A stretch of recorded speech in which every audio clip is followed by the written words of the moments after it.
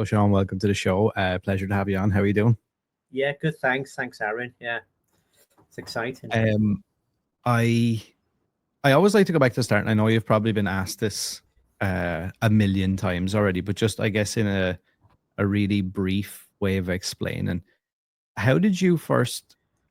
I guess people see you now and see the career you've had so far and continue to have, and they kind of just assume this was always the way. But how did you get into all of this? I mean, I've always been interested in kind of fantasy, even when I was kind of 8, 9. So, I was into dinosaurs. I was into kind of the Ray Harryhausen stuff, Jason the Argonauts. And I started probably around the age of 10, 11, started to work, like make things on like Action Men and stuff like that at the time, using putty and plasticine and things like that. And it just kind of progressed from that. And then when I was starting to buy film magazines like Starburst, I think it was only really like Starburst out and Starlog and Cine Fantastique. This was like the early 80s. I just kind of thought, this is now getting a bit more interesting. And then I saw a trailer it was Film 81 for American Werewolf in London. And it completely blew my mind, seeing that transformation. I was 13 years old. And I had no clue how it was done. I kind of assumed it was all stop motion because that's kind of what I knew as growing up. And I just tried to make it. I tried to copy the werewolf stretching out the face. So then it was just a case of me sat in my bedroom for years after years, working on stuff and then starting to get more elaborate building stuff. And obviously the early 80s, you were getting so many great films coming out. You had The Howling, American Werewolf, The Thing. So I was always to copy stuff from their films. Obviously, I was nowhere near any level to anything amateur, but I just wanted to try and build stuff and just, start working that way with it all, really.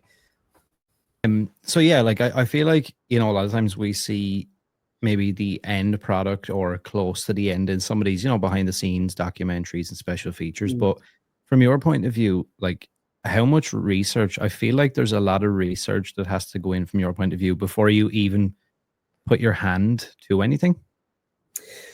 Yeah, I mean, I think stuff like with special makeup and prosthetics, I mean, the thing I think is you've got to be really into it. You've got to have a real passion for it.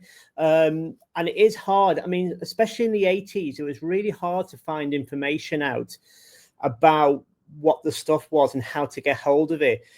I mean, there was no behind the scenes back then. I think the first time I'd ever seen a behind the scenes bit of footage was from Michael Jackson's Thriller, which was 1983. Right, yeah. Obviously, I got the video of that and I just watched it over and over again because Rick Baker had like a 15-minute making of, and that was kind of like incredible to see behind the scenes. I mean, nowadays it's so much easier to find stuff, but then you've got to filter through everything to find the good quality stuff. There's a lot of stuff online that you think, oh, people are giving you the wrong ideas about how to do effects and how to make stuff. But I mean, you really do need a massive passion for it. I mean, I love what I do. I've done it for 30 or 36, 37 years, and I still make stuff in my spare time because I just enjoy making stuff. It's fun. Do you think sometimes as well, or for the most part, actually, that's what separates like great work from kind of good work? Yeah, I think, if you see people in the industry who, like Rick Baker, I mean, Rick's 75, I think 74, and he's still making stuff. He's still doing art. He's still painting stuff. He's still sculpting things. I always push myself to be better than what I've done before. And usually when I've made something, I kind of get a bit frustrated with it because obviously a lot of times when you're working on films is you want to make it the best you can possibly do, but sometimes you run out of time. So you'll probably spend 6 months on your own personal project. So you can make people go, well, why couldn't you make that look as good as the film one? It's like, well, I had 6 months to play around with it. You can really, really finesse stuff that way.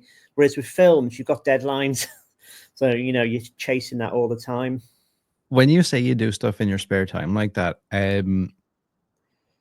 is that obviously to work on your craft and you enjoy doing things like that? But do you is it a case of like, you know, I would love to have a bust of that thing from that movie I love, or, you know, I'd love to have a mask of that thing that I like? Yeah, there'll be something that I may see something on TV or a film, or I may see something online. I think, oh, that's such a cool idea. I might do a version of it. You know, everyone always wants to do the greatest Frankenstein creation. You know, whenever a new film comes out that has a classic creature, everyone is like, oh, what's this going to look like? You know, so expectations, you want to see the ultimate coolest creature, and then, you know, you can see something that's maybe somebody else couldn't see in it, and we've had that where I've seen people sculpting stuff and I think, oh, wouldn't it be cool if you changed it this way and tried to make it look a little bit like this, you know? So we're always, I love history of horror and history of films. So I'll say to someone, oh, remember in that film from the 1970s? And they're like, no. You know, so you're always trying to reference things that you've seen in older films, because I think sometimes they're the best type of creatures. Do you think that we're starting to maybe come back around again, like in a full circle in a way? Like I see Universal Orlando are opening their new theme park, Epic Universe, in May, and they have a land dedicated to Universal monsters. Yeah. And then you have Halloween Horror Nights are doing their year-round thing in Vegas. I think that's opening in the summer, and they have a house dedicated to Universal monsters. Do you think like that's kind of showing the star power of some of these older like Hammer horror and things like that? Oh, absolutely, 100%. I mean, I think, you know, you look at ages of things like Frankenstein, you know, in the early 30s, you know, you were getting up to over 90 years, nearly, you know, and that's crazy. That some of them characters, like, you know, Carlos Frankenstein is still the greatest Frankenstein that's ever been done, because he had a great face to work from. And I think that's the case. Everyone wants to see a new version of something classic. From my point of view, I'm always scared that you're going to see something that's CGI'd. You know, you want to see a practical suit and practical makeup. I mean, interestingly, when you mentioned the Florida Universal theme park, we worked on something for them 3 years ago. Oh, really? It was a Harry Potter theme park part of it. Yeah, so we did something for that. For the new one that's yet to open. Yeah, that comes out in May. Nice. Yeah. So I think we filmed for a day back in June 2022 for it. So, which is a bit crazy. Will you guys get out there when it opens to see it? I hope so. I'd like to. It won't be this year, but I'd like to go next year and have a look and just see, you know, see what the. I mean, it was something I've done before for Harry Potter, so it was quite nice to kind of go back and revisit that again, that character and stuff. Yeah. Was that just kind of like I don't want to say like a given, but is that a case of, you know, they see your work, or it's already like pre-baked into it where it's like, well, these guys have done like all the Harry Potter stuff, so it's a no-brainer? Yeah, well, the guy now that runs, they do a lot of theme parks in the UK based through either Leavesden or, you know, Warner Brothers Studios. And he'd called me up and said, we're doing some characters. You did the characters for Potter 5 and Potter 7. Do you want to come back and redo them again? Because how it all went together. So when we went back there and we went to the studio to find all the original molds, it was all my writing, it's all my photographs, it was all my continuity images. So yeah, it was kind of interesting to go back. Oh my God, that was 15 years ago. And you're rerunning all the pieces again. So yeah, I mean, that's nearly been, it'll be 3 years by the time it comes out. It's crazy. Which is crazy when you think about it. Speaking of that, like, you know, you mentioned Harry Potter, and just to kind of, I guess people, maybe just some people that are not familiar with some of the stuff you've worked on, but like, I feel like just to name a few things, you've got Harry Potter, you've got Star Wars, just that alone. Do you ever get a chance to sit back and go like, you know, Jesus Christ, I like from sitting in my room looking at magazines and rewatching the Rick Baker on the Thriller behind the scenes, to having my name, you know, on the crew or design and things for like these huge things that can never be, I guess, they're parts of history. Yeah, I mean, it is weird. I still find it weird to this day that I was this kind of kid who grew up in this, you know, he was on a council estate near Liverpool with no kind of help, no money. and, you know, to try and replicate stuff and meet people. You know, I used to have pictures of Rick Baker's work on my wall. And then for me to go to Rick's house and then go out for a dinner with him is a very weird feeling. You know, out of all the big famous people you can ever meet in film industry, I'd say Rick Baker. It was Rick Baker and Ray Harryhausen for me. I met Ray a couple of times. He actually came around Harry Potter, and I was just completely awestruck. You know, I'm like, this is insane. This is like your weirdest childhood dreams coming alive, if you know what I mean. And I do kind of sit back and go, oh, God, I worked on that. I think the longer the films go away from you, you know, like Harry Potter 1 was 25 years ago, we started it. Wild. Which is mad. You know, I actually watched The Philosopher's Stone recently again, and I'm like, God, yeah. And then I was like, oh my God, I remember that was a puppet. I remember that was, you know, so suddenly I've started picking it back up again, what we did in the film and what we never showed. Because there's so much stuff on Harry Potter's that never gets shown because they just don't get filmed or cut out. Growing up, when you were interested in this stuff, and maybe as you got older and you decided this is something I might want to do, and you mentioned, I think it's much like there's a lot of people that listen to the show, including myself, that probably come from similar places, and you kind of feel like a lot of this stuff is light years away from you, and there's no chance, and maybe for the quote unquote right reasons, maybe your close family, your friends might be telling you, you know, just forget about that, get a job in Tesco's. It's a guaranteed job. Just do that and don't worry about this other, you know, dream that you're having. Did you have much of that as you kind of got up in the years? And if so, like, was it just your love for it that kind of helped you just go, no, I'm not listening to anything else. This is what I'm doing. Yeah. I mean, when I was in school, I mean, I used to start when I was making stuff. I never really showed my friends that much what I was doing. I had a kind of a tight knit group of friends who were all into Star Wars. They were all kind of geeky. And it was only when towards the end of school, when I was like 15, I started saying to my careers teacher, you know, I want to make monsters, you know, and they're like, well, nobody here makes monsters. It's all Hollywood, you know, so when you like drawing, so become a draftsman is what I was told. And I think because I had a naivety about it, I didn't know how hard it would be to get into an industry.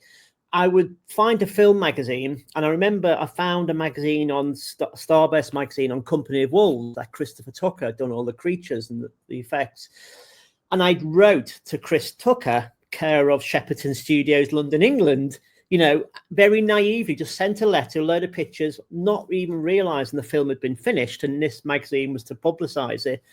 But the letter got to Christopher Tucker's house in Pangbourne, and it took 3 months. And he wrote back to me and he invited me to come and see him. And I was such a nervous child. I was 15 and really nervous. And I went to see him, spend the day with him, got terrified by the quality of what he was able to do. And he just said, you just keep carrying on, make better photographs. You need to improve this. And I like that kind of, he was quite brutal on how he's like, this is not very good, Shaun. This is awful, but I can see what you've got. You've got a passion. It's amateur, but you've got a passion there. Just keep doing it. So that's what I tried to do. But I remember my parents were saying, are you going to get a job though? Are you going to get a normal job that pays, you know? So then I think I worked as a glass engraver for 6 weeks, and I was rubbish at that because I just didn't get on with anybody. I worked as a hotel porter and got fired. I worked at Tesco's, literally packing shelves. And then I helped my dad at a factory, and people were just joking at me, going, oh, look, he wants to be Doctor Who and stuff. You know, so a lot when I was like 18, they were really kind of saying, oh, you're never going to make it. Are you going to make a Dalek today? Well, I'm cleaning. And I kind of liked that people told me I couldn't do it, because I thought, okay, one day I'll prove them wrong. I mean, it did take 6 years. I mean, I got my job when I was 20. And that was down to, I was right into a company called Image Animation. That was Bob Keane and Jeff Porter's company. And they'd done Hellraiser 2. I had an interview for them on Hellraiser 2, but they were crewed up. And then I was offered to work on Nightbreed, which at the time I think was called Cabal 1 Nightbreed, on the Nightbreed 1 Cabal.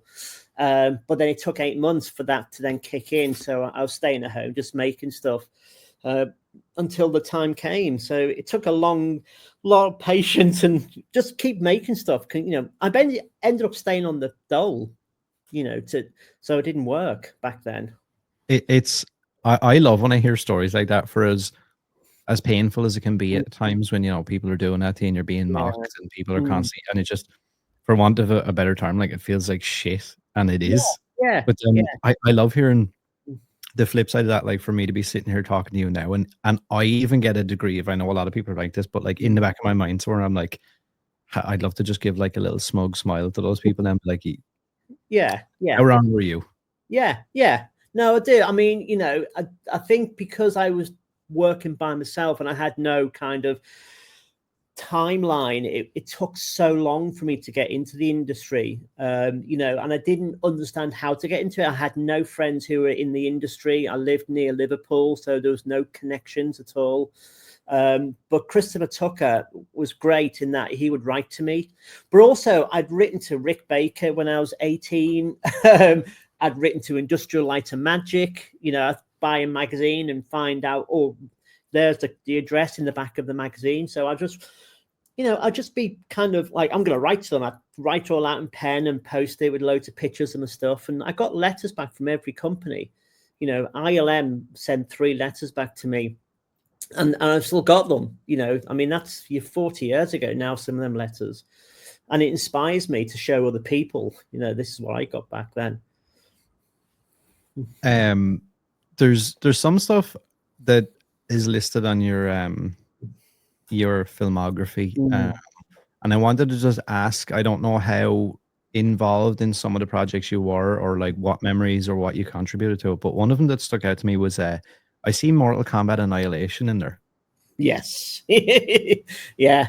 I kind of had a feel I was going to get that reaction, because I had even written, I know lots of people don't like this movie, but I'm one of those cult followers, and I feel like as the years go on, it has more and more of like a cult following. What was your work on that, or how close were you on the production of that? So I was in the creatures department. So what happened, we'd moved to Leavesden Studios. I think it was the second filming at Leavesden after GoldenEye. And we had started working. So there was a crew of about 12 of us doing all the creatures. And as we were just about to pack to go to Thailand to film out there for 9 weeks, George Lucas had started to move in for Star Wars. So everyone was like, I don't want to go on to Mortal Kombat. We want to stay in Star Wars. But obviously Nick Dudman, who was consulting on Mortal Kombat, said, oh, no, as soon as you finish Mortal Kombat, you'll jump straight onto Star Wars. So we all went out there for 9 or 10 weeks to Thailand to film. And it was really hard because we were doing 6-day weeks and we were still building stuff. And to be honest, I always say it's the worst film I've ever worked on. As a finished product, I just thought it was so bad.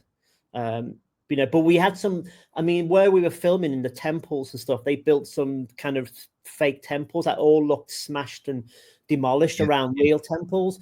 And I always remember the Thai government trying to shut them down, saying you've demolished the temples. And they're like, no, this is all polystyrene. But it made the local papers. We did a lot of night shooting, and it was really hard. We were doing Mataro, the Centaur. Just didn't work very well. It was a big rubber suit, and it did in the heat out there. It was just melting off his body. The heat, it was like 40 degrees. So it wasn't a great experience.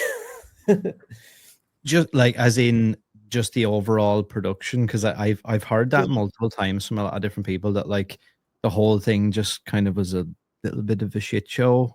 Yeah, completely. For me, what I was really impressed by was that the DOP, Matthew Leonetti, had shot Poltergeist. So I was like, oh my God, that was me growing up. I was then meeting people who had done films I grew up. I'm like, so I think, so Matthew had shot that as a favor to his brother who was directing it. I can't even remember his first name, the director. But I remember watching the rushes, the dailies, and we were going, "Wow, this is really bad." It was bad, and it was just, we had so much stuff to make all the time on set. It all got a bit of a nightmare. There was a lot of kind of language issues because we had obviously a lot of the Thai stunt people and stuff. So there was a lot of language barriers and stuff like that. And I remember watching, thinking, that is the worst film I've ever worked on. And to be honest, even today, I think it's the worst thing. The only good thing about it is the opening title music. That's the best thing about it. I think for a lot of people now, there's just like that bit of nostalgia maybe with it. Yeah. And it kind of became one of those, I personally like it. Maybe it's just because of the time period or something like that. Yeah. I'm always like, oh yeah, I remember that movie. But like a lot of people seem to, it's one of those, like so bad it's good Yeah. kind of movies. I'm not sure it's even so bad it's good. I think the CGI was really bad in that as well. I didn't help it too much. Yeah. You know, the optical effects are awful. Yeah. When you're on a project like that, or you're in situations like that, maybe a particular conversation you're having, you know, about a certain thing you've been asked to create, or an effect, or a creature, or an animatronic, or whatever it might be, how much pushback would you guys give? You know, let's say somebody tells you, okay, this is what we're going to do, and you and maybe your crew go back and go, you know, fuck, this is not really going to work. Like, do you just have to stand your ground and go, look, this is going to look absolutely just garbage? Yeah, and I think Motaro was one of them things, because I remember when they spoke about it, they literally was going to be like a guy in the back holding onto his waist and the back legs. And you're like, this is never going to you know, unless you shoot it from certain angles. And I think when they realized when they're on set, it's like, okay, we can't shoot it from the angles that we expected. We're like, but we told you all that. We told you that it looked like a Dobby horse, you know, is one of them awful kind of pantomime horses. You're not going to, you know, because whenever the actor moves forward, the bloke behind, who was a little Thai actor, you know, so he couldn't hear. He was muffled inside, and it was sweltering inside for him. And sometimes it just stretched out of shape, and you're all sitting there going, "Oh my god, you know, maybe no one's going to watch this film." That's, you know, kind of what you hope when you're doing stuff like that. How often, when you know a project, a film, an idea comes to you, are they always quite rigid in what they envision? Obviously, look, I know with things that maybe if they're a huge existing IP, it's kind of already been set in stone what the character might look like. But let's say it's something that's a little bit more vague. Do they kind of leave it in your hands and go, okay, go away and come back with some concepts and let me have a look? Or, you know, how does that work, that process? Yeah, if you're doing something that's low budget, you've got a lot more kind of leeway to do your own thing, because they then trust you to do it. They go, okay, you've done this before. You know what would look good, what wouldn't look good, where to spend the money on. You'll give some ideas. You'll do designs. You'll do kind of little maquettes, you know, little sculptures to show the. But I think what happens is a lot of times people can't see past a sculpt. You know, they want to see it finished. They want to see it looking in silicon or foam. But you have to say to them, you know, if you go this route, you're going to shoot yourself in the foot, because it's going to need CGI. You're going to have to replace certain things. But if we do it this route, it may help you in the long run. So it's a struggle. Obviously, on bigger budget films, there's so much back and forth dialogue. As you know, like I was responsible for doing Mad Eye Moody, and I think we ended up doing 16 concept makeups, fully finished, silicon, hair punched, before someone said, right, we need to make a decision, because we shoot in 2 weeks. You know, me and Barry Gower, we had 6 months to work on designing it. You know, the book has an idea, and you do what, you know, I remember me and Barry doing certain versions. We'll go, this is it. And they're like, no, we don't like that. We're like, oh, really? I think this is better. And there were designs that I still think were better than what we actually finished, with the eye, with the strap. It looked like a watch had been stuck on his head. But you know what? That becomes a point where you don't have the power. You know, you give your 5 pennies worth and go, I don't think that's good enough. I think that. But they're like, no, we love it. This is what we want. I'm like, okay, okay.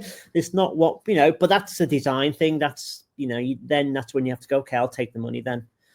I'll do it for the money, unfortunately. I did actually hear you tell a story on another podcast about doing the Red Hood, was it? Oh, Red Skull. a red skull, and Skull, and yeah. about having it in the gray, like Yes, just to yeah, show the form, and yeah, then the yeah. executive being like, I Red don't Skull, understand. yeah, Yeah. Red Skull, not Grey Skull. It's like Do that's the color of the clay. so without getting, I guess, too into it, Mm, I've spoken to a lot of people like behind the scenes afterwards and stuff, and they mention things about executives, and sometimes you get in these rooms and at these very long tables with lots mm, of people with lots of titles, and the amount of time stuff like that happens where yeah, they're kind of sitting there and they're giving their, they're giving their 2 cents, but you can tell that yeah, they haven't really got a clue about the source material or like where any of this is. absolutely. And it's happened on a few of the Harry Potters. I won't go into who said them executive wise, but there was a couple of executives on Harry Potter that you're like, your suggestions are just awful, And it was like, say, with obviously you're working with Marvel and you work with the creative teams, and some of their ideas are like, ooh, okay, this is quite interesting. And then, I mean, you literally just have to bite your lip and just go, okay, I'm a nobody effectively. I just do what you ask me to do. And you can ruin a sculpt. Like when we had the red skull as the gray, the gray clay is this stuff here. That's the clay. Yeah. And obviously it wasn't red, so we did have to go and paint it, and it ruined the sculpt. So it meant starting again. But that was one of the creatives that we spoke to, via the monitor, by satellite into LA. So, but there's enough time to knock things back out again and change stuff and things. That's the one good thing about big budget films. There is certain amount of time you get and money and stuff to test stuff. When you're designing creatures or gore effects and things like that for a movie, do you? I can't help but feel like I because I've heard so many different creators have so many different versions of like, I've heard stories of people, they'll have like I guess their own lookbook of like real life injuries and like all these like mad, I guess, places they draw inspiration or creativity from. Is that something that you actively do and try and like constantly look Yeah. at different things? If you're trying to do something that has to look anatomically real, like a burn or something, then you will have to look at real burn reference. And there are books out there that you can buy, and we've got some burn books. It's not something I look at unless I have to look at. And if I'm working on stuff, I'll always put a piece of paper over it. Anything gore wise, again, unless it's not a medical show where you have to open up the body and show things, you will just make it kind of look cool, if you know what I mean. You're trying to. I remember when we were doing Sleepy Hollow, the Tim Burton one, and there was so many severed heads. I think there was 18 severed heads that were done for that film. I always remember Tim Burton saying, just please don't look at decapitated reference, because you don't need to. I'm like, oh, absolutely not. To be honest, 99% of the public probably wouldn't know what it would look like real. So all you have to do is make the head look as real as the actor and make it just look cool. So that, some actors on that film loved seeing their heads. Some actors were really like, take it away from me. And I don't like it. So that was it's fascinating when I'm quite squeamish in terms of realistic stuff, like seeing images of things, but I'm not squeamish at all on set. I mean, I could be pumping blood left, right, and center. And, you want to see the reaction of the actors on set, which is great. That's the thing I love, is when you're doing a killing of some sort on a film set and people are getting freaked out by it. It's like, okay, it's working. Then they're not laughing. They're not, so yeah. Do you feel like there's a little bit of I'd be interested to hear your thoughts on this one, that people maybe now we're kind of maybe crossing over again into another stage where people are starting to appreciate like actual special effects again and like prosthetics and stuff like that, rather than, I feel like sometimes, look, they're fantastic and lots of people like them, but even something like Avatar, it becomes so like it's like uncanny value. Like I look at it and I'm like, I'm so taken out of it because every single thing, and now I can't distinguish between one thing and the other. Yeah, absolutely. You think we're coming back around though? Because I feel like, at least in the horror community, everybody's like, oh, I love when it's even a tiny budget movie now that really goes for it, and you can tell everyone cared about what they're doing, and I love that. Yeah, and I think, I mean, we've been working with Scott and Reese and been doing the Twisted Childhood, so we did Pooh 2, Peter Pan, Neverland Nightmare, and we did Pinocchio when we're about to start on Pooniverse. And each time we do one, we up it a bit more. We now know them so well, Scott and Reese. We know their styles and what they like. So I know with Peter Pan, Scott was very much like, it's got to be brutal realism, Shaun. We don't want it to be fantasy. So, we were doing kind of scalpings and some pretty nasty stuff. But we'll always watch on the film, if you watch Terrifier films, the stuff on, especially Terrifier 3, the opening sequence in the house, it's absolutely brutal. But it's all practical stuff. There are little bits of see, and I think when CG can tweak things, they can split a head, use the real actor's head for that split second into the fake head. I think stuff like that really helps it and sells it.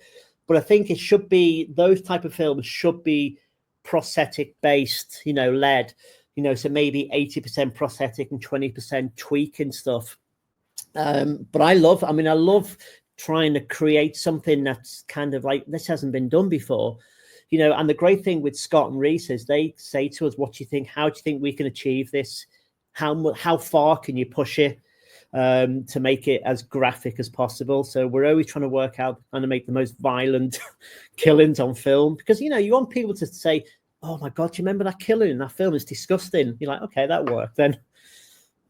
It's funny because last night I watched Stitches from 2012 that has Ross and stuff. Yeah. And like I couldn't like the entire time I was like, wow, my cheeks hurt from smiling. And then I was like, thinking about it afterwards, and I was like, there's nothing particularly spectacular or anything, but I was like, I love the fact that I can tell here that they had a small budget, but they really went for like there's very, very, very little CG, and like everything was practical, and it just, I don't know, it felt like how I want movies to feel. Yeah, and I do. Whenever we're doing stuff, if we I think Peter Pan was like £300,000. It's a tiny amount of money to make a movie. So you've got to be very clever, and we'll say, look, you can't afford to build this, but we can make you this, and this. If you shoot the angles right, this is what we can get, something really cool looking from it. And then we upped it a bit for Pinocchio with practical effects and stuff. And the doll that Todd Masters made, it's a fully practical figure, and it's beautiful. It's great. there's green screen shots and stuff like that have to replace things. But the majority of it, it's an all practical thing. And we were making things that we hadn't done before. We were making kind of set dressing stuff. We were making tree vines and trees and stuff on there. So that was really cool to kind of work on. So you're always getting pushed, and it's one of them things. We always never say no. When we get the script, we'll go, yes, we can do it. Right. How do we do it? And then you sit down and you really go, okay, you could do something very, very cool and practical with, with some gags, and you just, but then I'll always reference older films. I'll go into the Tom Savini times, I'll show people stuff from Day of the Dead and say, how did he do that? And they're like, I have no idea. And it's like, that was 40 years ago and it's all on set. But Tom was a magician in a way, he knew how to do magic tricks with effects. And some of the stuff on Day of the Dead, I still think is some of the best stuff that's ever been done. I'll always go and watch that maybe once or twice a month. I love it. Yeah, it really is. When you watch a movie now, or if you go to the cinema or something like that, is it hard to come out of that professional brain? No, I will always watch. When I watch certain, I think, God, that's a really hard effect to do. That in my head, I'll be thinking, bloody hell, that would have been really hard to do on set. Especially if it's really bright rooms where you've got no chance of hiding anything at all. But I'll try and watch it first without thinking about it, and then I'll think about it afterwards. And then I want to watch it again, maybe on TV, and then watch it for the effects side of it. But as you say, things like Avatar, they are technically incredible films, but they're not real, even though they're photoreal.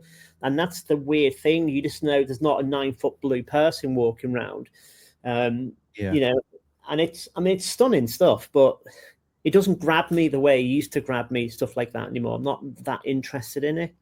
Yeah, likewise. And it's funny. Have you seen The Substance? Yes, yeah. And my point is, right, like I know, obviously sitting there, I know none of this is real, but Yeah, because of the effects and how it's done, it's not yeah, all CG and it's not all computer generated. I'm looking at it kind of going, oh, Christ, like yeah, that's yeah. grotesque, even though I know this is not happening. But I I guess, is that a good thing for the industry, the fact that then a movie like that is getting recognized at that level? Absolutely. And I think it's really the first time since probably even like The Fly, Cronenberg's The Fly, that body horror stuff is getting into Oscars. I mean, when Pierre had been nominated, because I'd known Pierre Olivier Poussin for probably 20 years and had worked with him on World War Z, and he's a lovely guy. And when he got nominated, I was like, please win. But I thought he won't win because the Academy won't give it to that film. Yeah. I was thinking, oh, it's going to be Nosferatu.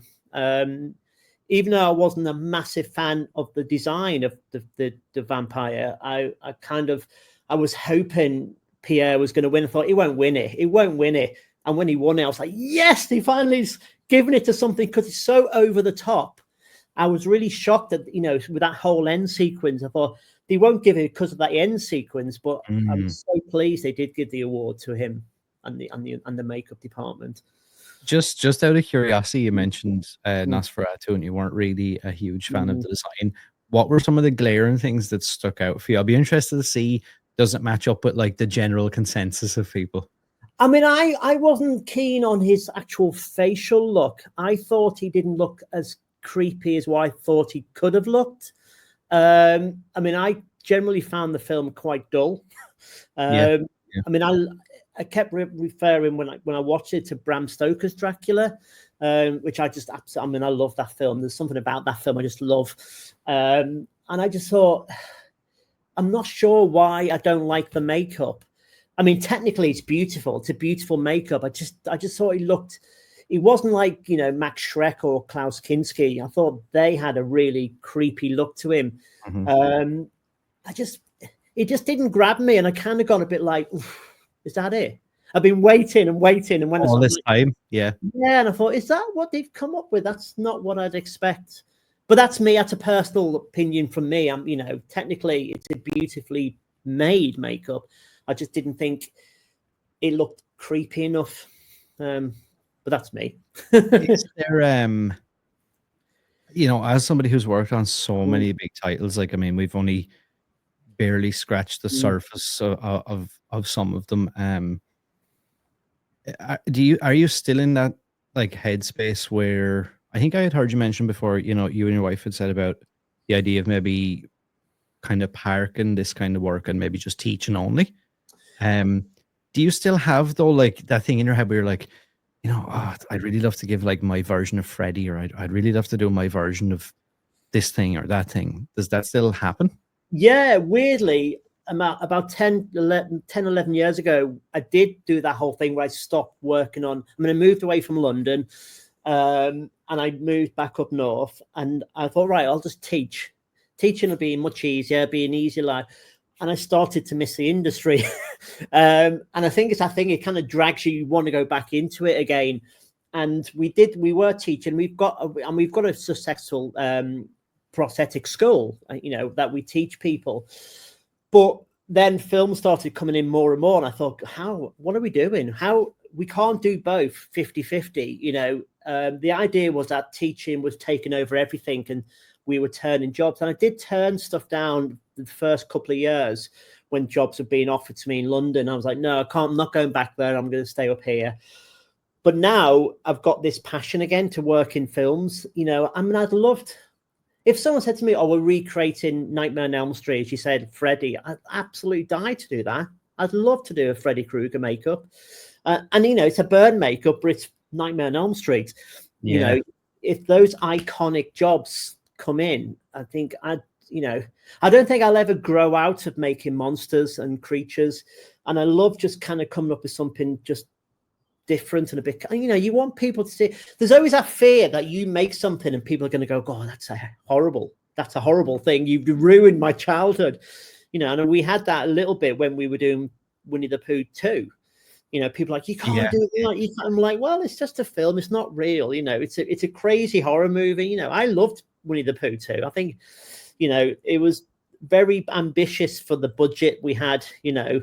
And I think Scott and Reese are they're very ambitious people. They both direct and they both produce. And I think they're brilliant and kind of, right, we're going to do a Pinocchio one now. And it's like, wow, okay. You know, when the script comes in, you think that's really clever. Because you just think, oh, you could just go down one route with it, but they twist everything to a really clever way. And I think Pooniverse, you know, people keep going about the name, but I think the name's hilarious. I think it's bring people in, and the ideas that Scott and Reese have got are fantastic. I mean, it's going to be really cool. Pooniverse is going to up everything, you know. So yeah, can't wait. I love that, and I love the creativity, and I feel like projects like that only breed more creativity, because I feel like only the really passionate and creative people want to get into something like that and really make it what it is. I mean, I'm not saying anybody could come up with the idea to do that, but like, you know, someone could just say, oh, we're going to do like a, I don't know, a scary Winnie the Pooh movie, right? And just to say that is one thing, but then to actually make it something that's like viable is a completely different thing. Yeah, absolutely. You know, and again, the story wise, I think the first one was a complete fluke in their eyes. He said, you know, they made it and never to be kind of out on the cinema. And then it just got picked up and went viral. And, you know, all of a sudden it made millions at the box office, which is insane for something like, it was like 30 grand, I think it cost originally to shoot. And they put a bit more money in for all the end stuff. But so when they came for the second one, it was like, right, we're going to go up, you know. And that's what I noticed with Scott and Reese. They go up and up and up each time. Like, what can we go 10 times bigger now? And that's what I think Pooniverse is going to be insane. It's going to be insane. So, yeah. But you mentioned, you know, something like Freddy. There's other ones that are coming to mind, like people are waiting for another Friday the 13th, Leatherface, all this sort of stuff. And, you know, and you mentioned the idea of loving the idea of getting a chance to do something like that. Not saying that you either have the time even to do this, but is there anything, I guess, if you were really like crazy after a particular project, is there anything you can do from your point of view to, I don't know, let's say somebody says, okay, we're making a new Nightmare on Elm Street. Yeah. Like, would it be out of the realm of possibility for you to be like, okay, should I maybe put together a few things and like send some images off and see, like, can I? Yeah, I mean, I think if you hear something like they want to make something iconic again, you may kind of start sculpting something. You know, you can knock a sculpt out pretty quickly to a standard that you go, you know what, I'm going to send this to a producer. I'm going to send them what we've done. Say, this is how I think it could look. This will be really cool. Because I think the remake of Nightmare on Elm Street was such a mess, you know, and the design of the makeup with the CG kind of movements in the face, I just thought, they've completely missed the mark. And I think that becomes the issue with all, you know, like with the Texas Chainsaw remakes and the sequels, and they'll never catch that original one. And I think that's what's always happened. It's like with Friday the 13th, you know, I think it is literally part 13 would be next if they do it. And you should just call it Friday part 13, you know, because, I mean, sometimes they miss something so brilliant, but they won't. They'll go back to kind of a reboot, and then they'll change how the original one, you know, people always forget, you know, Jason didn't kill anyone in the first film, but in the remakes, they have to have Jason killing people. And I just think, you know, Jason as a character is amazing. You know, and you can redo some lovely prosthetic disfigurement to him and stuff nowadays. You know, and that's when we did Peter Pan, we wanted to do something, you know, that was all turned around in about 3 days, that makeup. It was a very quick process. And the mask that I made, I literally sculpted on about 2 hours. Someone else had made one and we didn't like it. Another person on the job. So I said to Scott, like, can I just do something quickly to show you? Because I think putting that on our makeup may detract from it. I don't think it looks very good. It's very hard to criticize other people's works. But I was worried that if you're going to see that for maybe 50% of the movie, you want it to look quite nice. So I knocked something out very quickly in clay, and he's like, "Oh, I love that. All right, can we have 6 of them?" So it was like, okay. So it was a case of, right, I've got to make them very quickly. So you're always, I'm always referencing iconic, so when we did Martin's makeup for Peter Pan, I would use certain images from things I'd seen in the past and thought, well, that would look really cool if it did that. I'm then thinking about the coolness of how it would look on camera, and then also how the speed we can do it and the ease of we can do it. Because sometimes you don't want to do a makeup that is so technically hard on a low budget film that you kind of corner yourself a little bit, where it's a really hard makeup to maintain. So whenever you're sculpting a character, you're referencing in your head, right, we've got to make sure this will work for 25 days with ease if possible. Does it ever come into question? Like, I feel like the guys are like really clever with how they're playing all this thing. It's like, okay, well, obviously it starts off with a good idea, a good concept. It's not just done for the sake of it. But then I feel like they're also quite good in the sense of they have their finger on the pulse to like what people like and where people want. Like I actually asked Martin, I was like, I asked him, did he have the mask I mentioned earlier? It's over your shoulder there. And he was like, yeah. And I was like, I feel like that's something that like fans of this would want to get a copy of. And he was like, oh, who knows? And then I had seen something about there being copies that you can purchase. And it's like, does that ever get brought up in conversation beforehand or anything like that? So I feel like you're in a line of work where the horror community, especially, like, I feel like we're all collectors of some form and we're like diehard. So if we like something, it's like, oh, if there's 10 versions of the one mask, I'll take all 10. Oh yeah, absolutely. I mean, I know when we were sculpting it, it was one of them things like, oh, maybe people at Halloween may want these masks. So, we spoke to Scott about that. And in fact, we are making masks out of the original mold. So it's a kind of this, to order type of thing. So we are, it's not me kind of going, right, I'm going to fake up cheap ones. I'm actually doing it the same. In fact, we're probably putting a bit more time and energy into the people we're sending them off to. And we've sent them to the US at the moment and stuff. Because I think when you do the film ones, you're doing them such a speed and they break. We've got ones, I mean, these ones here, they're snapped, they're cracked here because they've been used and abused and smashed around. You get thrown across the room. We made latex ones. The idea was to stunt people fighting the latex ones, but then we realized they would wobble a bit. So we had to go back to putting on the hard shelled versions. And then they would get shattered and break. So yeah, you're always aware of stuff to, think, oh, this would be really cool as a kind of a selling point for people. People will want Peter Pan masks and, I think they look really nice. I mean, yeah, so do I. Yeah, it has that iconic look. I feel like when I seen it the other day, I was like, you know what? I think I have a really nice spot around here. Yeah. You mentioned some movies before that you watch kind of, I don't want to say on repeat, but like you watch often. Do you have any comfort movies or movies that you find maybe if you're working on something or whatever, you'll stick in the background, or that you go back to time and time again? Yeah, I mean, Day of the Dead, I watch a lot. Return of the Living Dead, Creep Show. I love Creep Show. Nice. I can just put. I literally watched that 2 days ago. It's usually 80s film. The Thing. I will always watch The Thing, and American Werewolf, The Howling. They're the type of films, and then I watch them kind of in different eyes all the time. I'll sit and watch American Werewolf and just think, I'm still blown away by that transformation. And I always thought, what was Rick Baker thinking on set when they were shooting it and they were watching the footage thinking, this is groundbreaking. I don't think, I think people just assume, oh, it's all digital now, or it may, there's certain little shots where like the hand stretching, I still think technically it's beautiful, but people go, oh, it's just the hand stretching. The fingers don't move. But I just think the way they thought that out, and for me, that transformation is still the best transformation, because it's a transformation where someone's in absolute pain. Because I always think if someone's face is stretching, but your bones are literally stretching. Yeah. Now with CG, people just run and then they change as they run.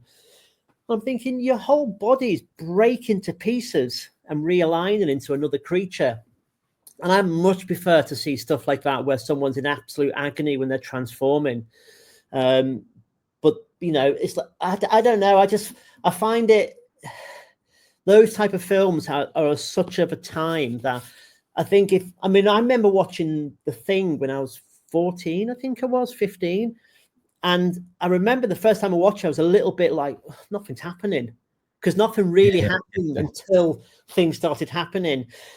And I watch them again now and I'm thinking, God, it flies by now when I watch it. And I just think, oh, that spider head sequence, and, it's just insanity how they got away and shot all that. I just wish there was tons more behind the scenes of that film. But, Rob Bottin is so secretive about his work. I would love to have seen behind the scenes footage of how all that was shot and puppeteered and things. It's a shame that there isn't that much around from The Thing. It is, isn't it? And I feel like people are screaming out for that more and more now.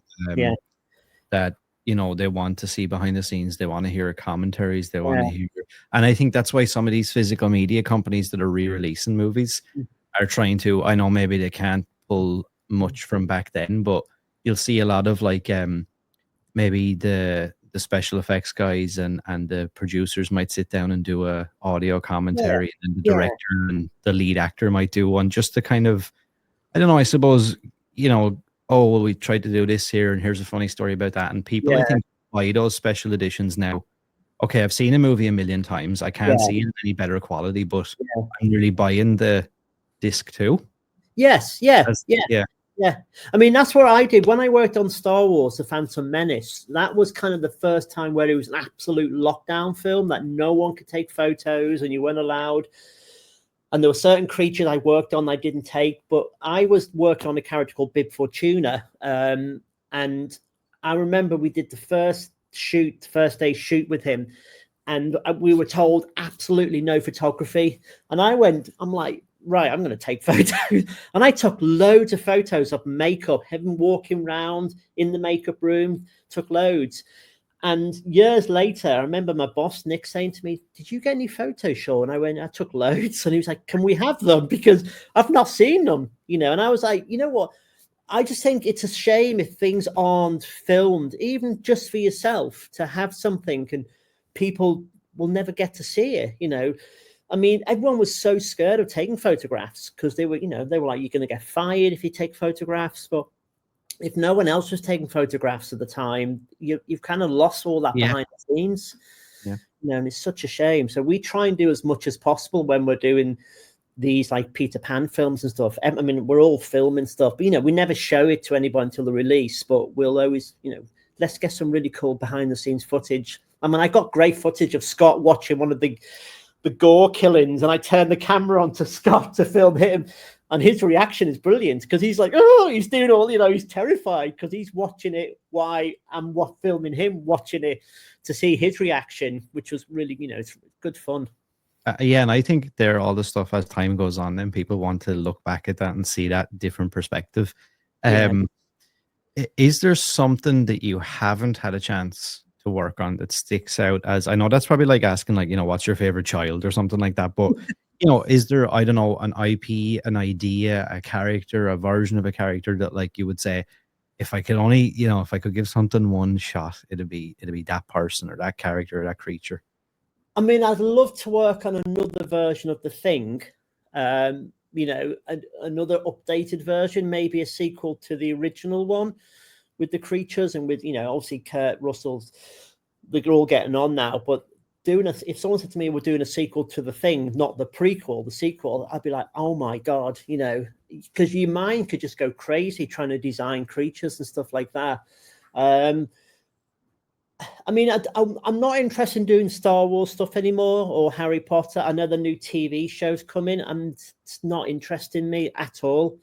I spent 10 years on Harry Potter. I'm not sure I could do another 10 years on the same type of stuff, really, and I don't know how well that would work.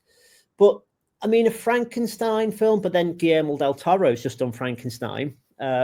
So, he's kind of ticking off the things that everyone's like, oh, doing a Frankenstein or In the Mouth of Madness, In the Mountains of Madness. you think, would that, a HP Lovecraft project would be amazing to do.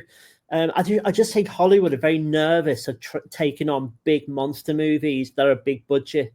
I'm not sure horror movies should be 60-70 million dollar movies. They shouldn't be. I think it kind of spoils it in a way by making them too big. You want to have that 3 million if you can, 4 or 5 million, and just go outlandish with it. And they're going to make money back. I mean, horror, I still think, is the most profitable genre in the industry. Which is just crazy to me, because I feel like, for want of a better term, I always use this, is, still treated like the redheaded stepchild. But then at the same time, I think executives and studios sit down and go, okay, we want to make a few pounds. You know what we'll do? We'll make a horror movie.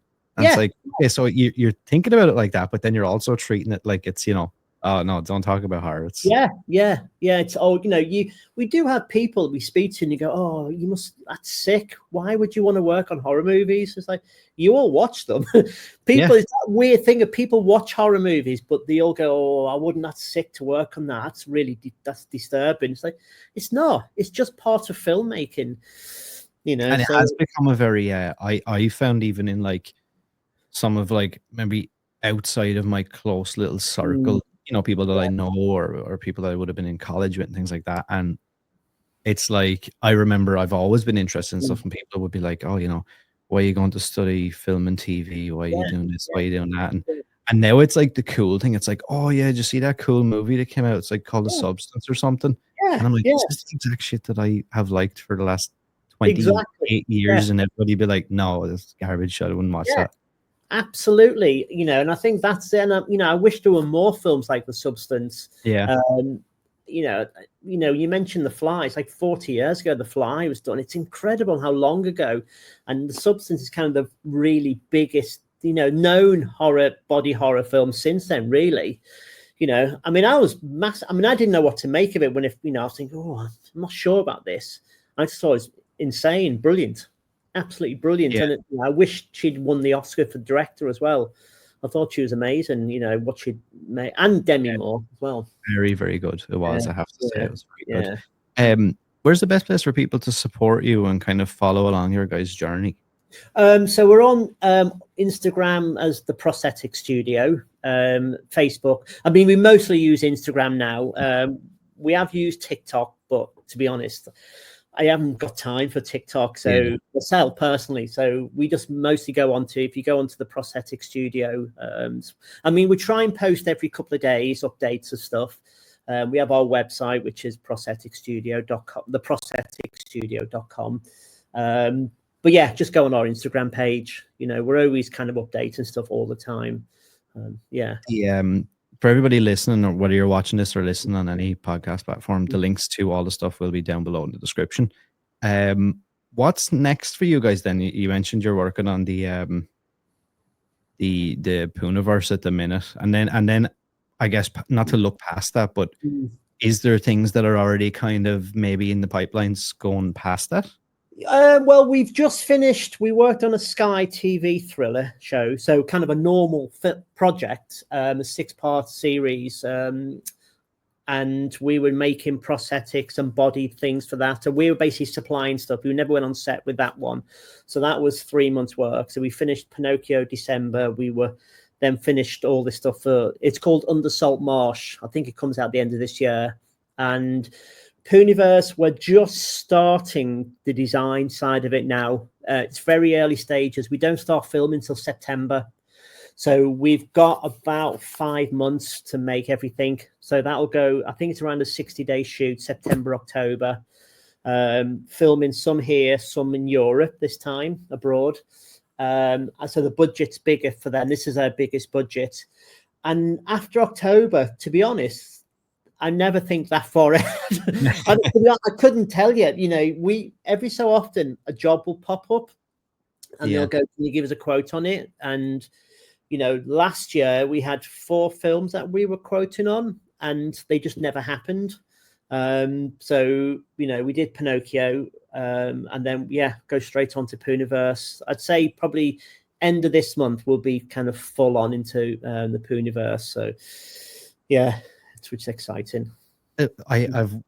before I ask the last question that I always like to finish these on, I did have something like you mentioned about working on the Epic Universe thing for Universal and stuff like that. Yeah. Is that ever something that you entertained as an idea or as a project? Like, I don't know, working on a Halloween Horror Nights or on some design concepts or something like that. I feel like it's kind of a weird, kind of a niche-ish, kind of unique thing to do. I mean, I'd love to do stuff like that. I'd love to do kind of realistic silicon masks for shows like that, because I know when you're doing the Hollywood Horror Nights, Halloween one, they're hard because you've got to redo it every day. And, you want it. Some people won't want to spend the money on making it look really realistic, but you can do some very cool bodies and creatures and stuff like that. The thing is, our work kind of goes into every media. To be honest, you can kind of put into fantasy stuff and into entertainment things and all sorts. People want props for people's hotels and stuff. We've been asked in the past to make props. It's all the same process. It's just not on film. It's just but yeah, a Universal Studios thing would be pretty cool. I mean, we've got stuff there from Harry Potter anyway, so the stuff's in there. Yeah, so, I love that. Like, and I love the idea of what you do. Like you said, it can kind of crosses over into a lot of different that you don't think about. It's like, I feel like these haunt attractions and Halloween attractions, even in the UK now, are becoming bigger and bigger and bigger every year. Absolutely. Like I've been to a few in the UK now over the last couple of years, and like didn't realize, like, even I done Thor Park at the end of last year, and I kind of wasn't expecting, because I was so used to going to the States for Halloween. And when I went there, I was like, wow, I didn't actually expect this to be to the level that they've gotten now, which kind of shows obviously the money is there because there's a huge audience. Absolutely. And in turn, I think they're able to every year kind of up the effects. Absolutely. Final question then, and you can kind of, I suppose, tailor this to however you want. I always ask why horror, but I feel like you haven't just done horror, but there's a lot of either horror or horror adjacent, or kind of maybe a little bit more fantastical there.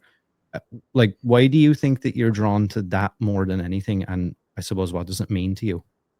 I think because I've grown up with fantasy stuff first. So, the Ray Harryhausen. I've always been interested in things that weren't real. And then as he obviously got older, then I started hitting into the horror side of it. And I just love horror films. What I want is to watch a film and think, okay, please make me scared watching this. And I will watch it and go, that's actually really creepy. And if it can creep me out, I'm really happy if it makes me creepy. I still think The Exorcist is the scariest film. Still gets me every time. It's just the sound effects on The Exorcist. And I love, I'm not going to go out to cinema and go, right, I'm going to see Bridget Jones 4. I'd rather go and see, a really cool, classy horror movie. That there's just something about the atmosphere of horror. I think when someone gets the money to do Nosferatu, it looked beautiful. It did look beautiful. The sets and, the design and the cinematography was stunning. I say the makeup technically is stunning. It's just design. But there's just something about horror films. I'll always watch horror more than anything else. Because I'm a horror kid. That's me. I'm 57, but I still think myself as a horror kid growing up and going, I'm going to watch Poltergeist tomorrow. In fact, I'll probably end up watching Poltergeist tonight. When I think about them, I just want to go and watch them again. I just think, I love these films. Same, like, and someone might bring up a movie, like you've mentioned a couple of things there, and I'm like, I'm redue watching The Thing again or whatever. And it's fun. I think it's fun to be a fan, and it must be, from your point of view, it's like you're an audience member and you're also the one creating it as well. So it's like you have the best of both worlds. It's exciting to watch a movie knowing your effect is coming up, thinking, oh, please, hopefully everyone just scream at that point. And when they do, and they go, oh, that's perfect. Everyone got the, that sequence. Shaun, it's been a pleasure. I feel like I could probably keep this conversation going for multiple hours, but I won't take up the rest of your Friday afternoon. But I definitely would love to keep in touch, and I would love to do this again at some point in the future. Absolutely. No, I'd love to. No, thank you. Like I said, for everybody listening, all the links to the stuff will be down below in the descriptions. And I wish you all the best, and let's stay in touch. Yeah, absolutely. Thanks, Aaron. Fantastic. Thank you. You take care. Thanks. You too. Bye. Bye. Bye.